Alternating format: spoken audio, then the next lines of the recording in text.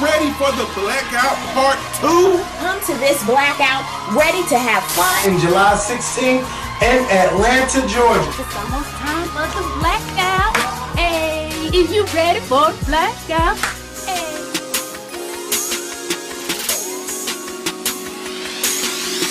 What's going on YouTube? Jamar, What's going on YouTube? Washington. This is boy, Marty 4 here once again. Hey, what's going on YouTube? This is your boy Jamar 4 here once again, and we're doing our back-to-back. I just recorded my recap for RuPaul's Drag Race, and we're here to talk about the Love and Hip Hop hoes of ATL. Now, this season so far has been off to a great start. So we recap where we left off last week at this Mimi's party, and Tommy, I really hope that the girl's name, the baby mama, is her name Tiara? I've been trying to figure that out, and every time I try to look for it, people always just refer to her as baby mama or such and such. They don't say her name, so I hope her name is Tiara. I think her name is Tiara, but I'm not 100% sure.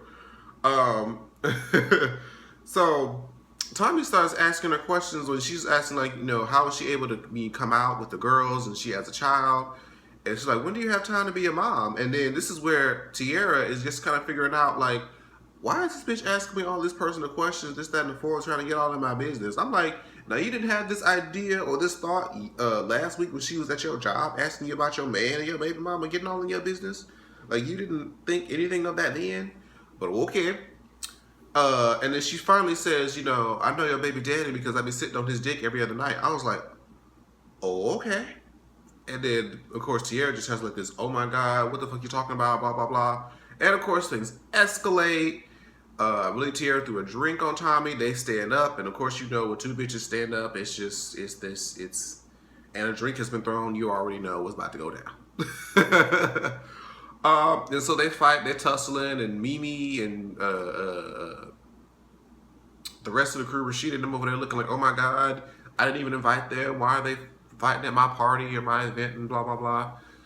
Girl, all right. You were just mad that wasn't nobody focusing all the attention on the fact that you like to eat puss now.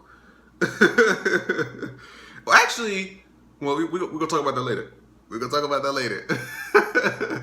Because there's a discussion that almost needs to be a separate video, but I'm going to try to focus more on that later on. So Tiara comes to the studio with a damn broken finger from the emergency room to scrap. Like, so I found out about that bitch Tommy that you've been fucking. And she starts going crazy. I was holding you down, throwing shit. You ain't gonna see your son no more until you fix this shit. And I'm just like, Tiara, if I recall correctly, you and him weren't together. Y'all still fucked on occasion, but you and him weren't ever calling yourselves together. So if he fucks other people, it's not bad. It's not him doing anything wrong. Now, if he's telling you that he's only fucking you, and he's fucking other people, that could be a danger to you because, of course, sexually transmitted diseases and things like that. But you can't hold this man's child as hostage because he was having sex with somebody else and y'all ain't together. I don't know if I missed something or, yeah, you can't do that shit. So she was throwing this whole fit and all this other bullshit. I'm just like, oh, okay, girl. I don't see where you have the grounds to feel like that, but okay. Now this is where the good part comes. Arian, Chrissy, and Mimi are at Mimi's house helping her move because then I guess she's moving into another house with her and her daughter or whatnot. And they have some interesting topics of conversation. Where basically Arian is being hella nosy and is kind of like, so how does this whole thing work? Like, do you eat pussy now? Like, is this a lesbian relationship or all that stuff? And Chris is saying that she's not a lesbian, but she just identifies as being a male. And they said that they're not in a lesbian relationship because since she identifies as being a male, it's still a heterosexual relationship. And I'm like,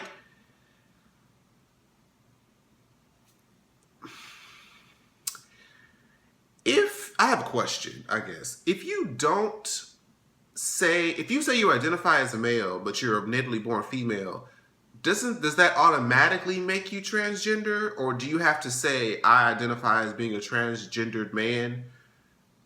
Do you have to go through do you have to go through the whole hormonal process? Because she doesn't really sound like she's taking testosterone or any hormone pills.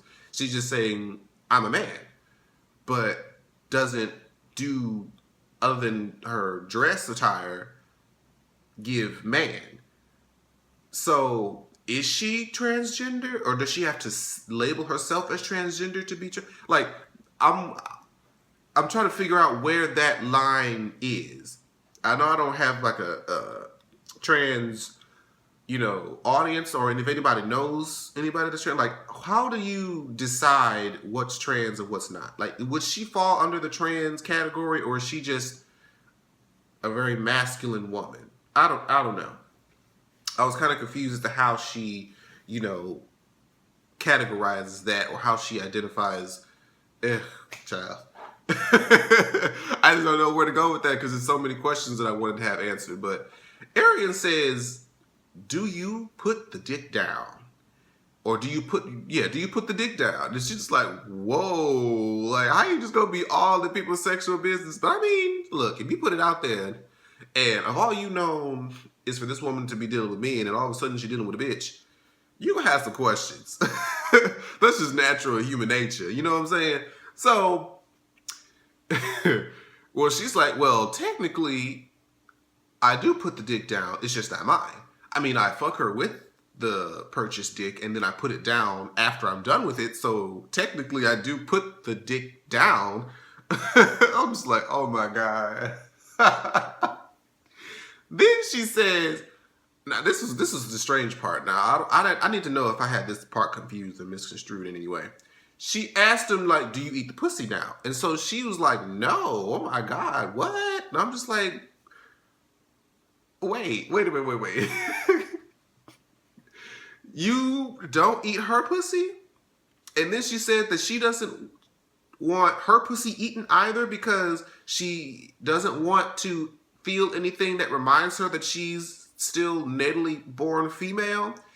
And that's we're trying not to stay on this tangent for too long, I swear. But studs, masculine, lesbians. I have been very curious to wonder how they get pleasure from sex. I've heard some discussion about it from different videos, and I've always wondered, like, okay, they usually use... Ashley, are you watching this, bitch? Ashley, answer this question. Ashley Miller. We kind of talked about this last year at the Blackout when I stayed at her room. But when you're a butch lesbian or stud, and you use dildos to fuck, the girlfriends or whatever, and you don't get head, you don't really receive any penetration or anything like that, how do you get off? How do you stimulate yourself? If you don't want your titties touched, you don't want your clit or labias licked, but you just fucking the other person. How does that work? Now, I've heard people say that they just get pleasure off the other person. That's all good and all, but you gotta feel something somewhere, like.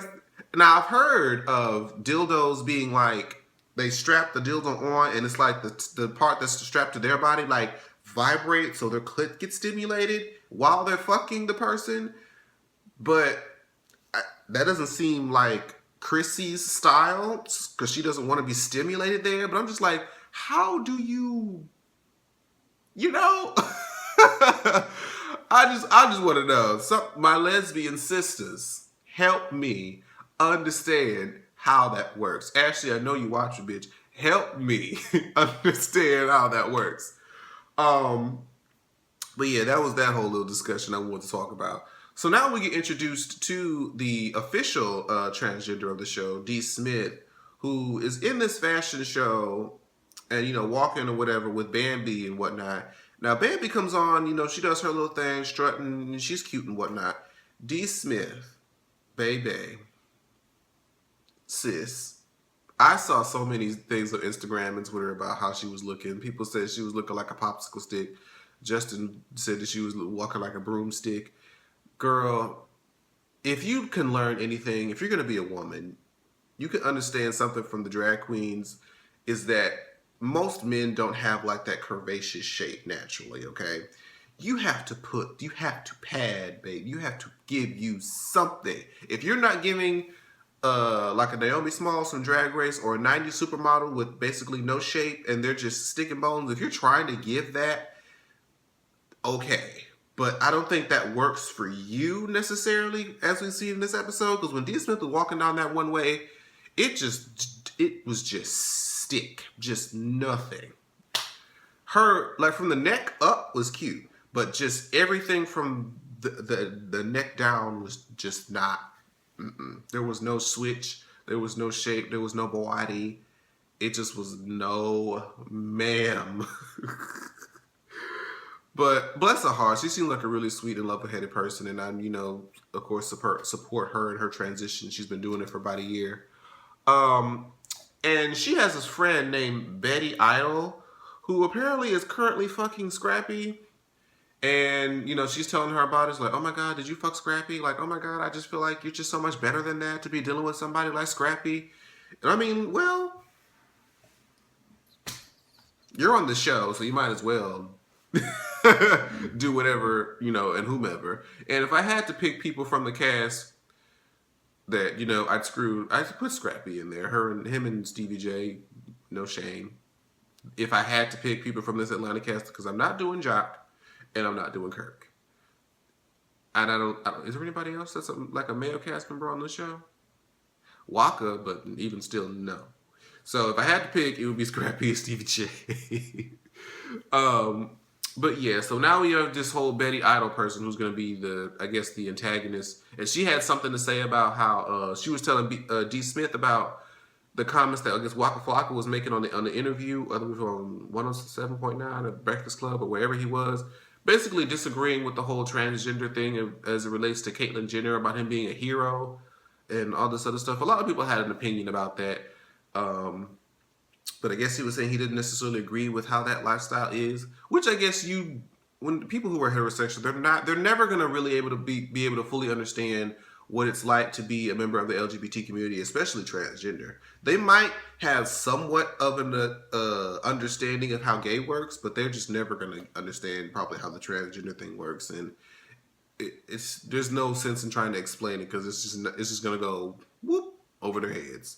So Betty Idol has a problem with Waka Flocka, and in turn, because Tammy is his wife, she probably feels like, oh, well, Tammy probably shared the same views as her husband, which is an ignorant statement to say. Just because y'all together doesn't mean y'all have the same viewpoints on everything,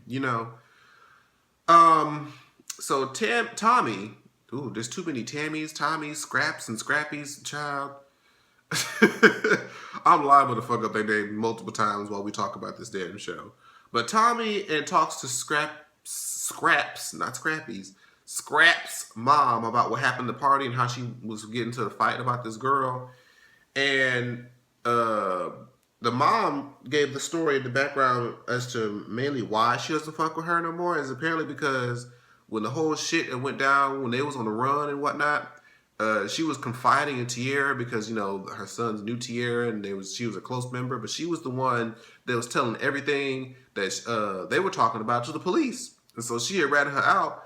And so she's like, that's why she don't fuck with that bitch, which is, completely viable thing to say because, bitch, if you put me and my family's freedom in danger or in jeopardy, then of course I'm not going to fuck with your ass and I'm going to want to beat the hell out of you, of course. So I understand that. Then we move to this scene where Jock is trying to basically fuck Scrappy's assistant. What was her name? Taylor. Taylor's the assistant.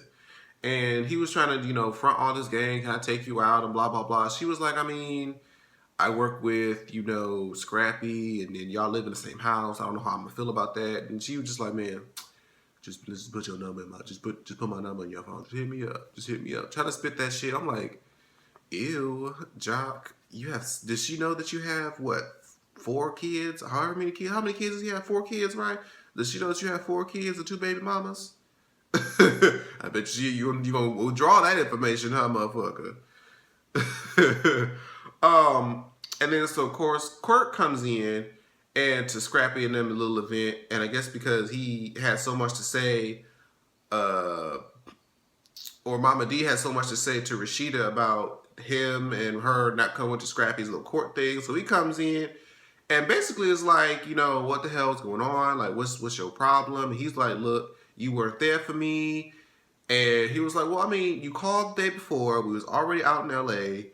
What do you expect me to do? He was like, man, if it was me, I would have flew out and I would have been there for you, man. Scrappy, no, you wouldn't have. Because you know, if you had an opportunity like that to film on a relatively popular show, you wouldn't leave that coin either. If I was trying to call somebody to help me do a court case and I knew that they were across the fucking country doing a job, I wouldn't be able to blame them for not doing that job. Like, I just can't find enough fault in that. And I was just like, correctly, you doing the most. But then what I might give him credit for being mad about was when he asked, like, did you even want to be there? Like, it's one thing if you wanted to be there, couldn't do it because of obligations, time, scheduling, whatever.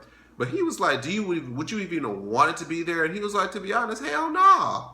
I was like, oh well. I guess Scrappy shit ain't. This shit is dead, because he said even if he could have been there, he wouldn't have wanted to have been there. So that shows where y'all stand, don't it? Okay. So, and then he was trying to say, like, you know, how would it look for me to kind of go and be on your side against Erica when my wife and Erica, or go against, you know, Erica in the case, pleading your case, when my wife and Erica are like best friends. Like, it would just be a conflict of interest. But I guess that might have worked if you said that it would have been like, hell nah. So maybe it was a communication thing, but yeah, Kirk, whatever. Scrappy ain't fucking with Kirk no more. He kicked him out the event and whatnot. It was crazy. So we get to where Tammy is meeting with D. Smith and Betty, what was her name? Betty Idle, child. And they sitting up there talking about or whatever, and basically it doesn't last long. The whole cordialness doesn't go on for very much longer before Tammy and Betty start going at it. When she's bringing up the thing about what Waka Flocka said, and of course Tammy's like, you know, that has nothing to do. I mean, she knows that he's a great man. If you spend time with him, you understand that, and blah blah blah.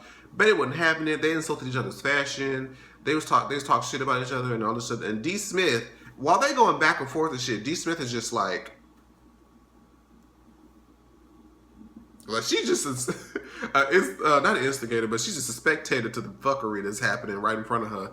And she was like, I just wanted you to kind of get together and get to know, you know, Tammy as a person and blah, blah, blah. Because I had a talk with her and she seems really nice and blah. But I'm like, you knew, bitch, you do.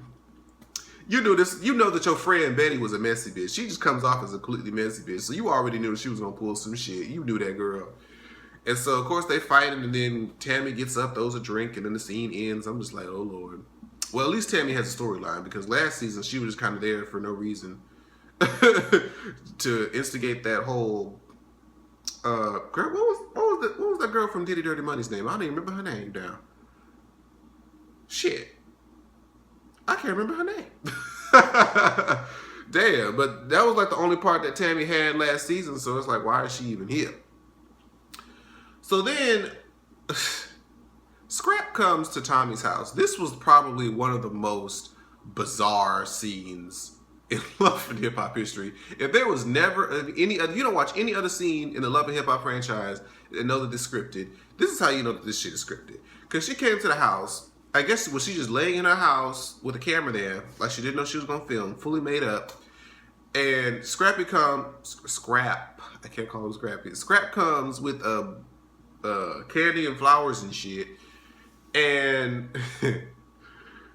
she's like, she opens the door, he's like, you know, I want to get this to you. She's like, okay, anything else?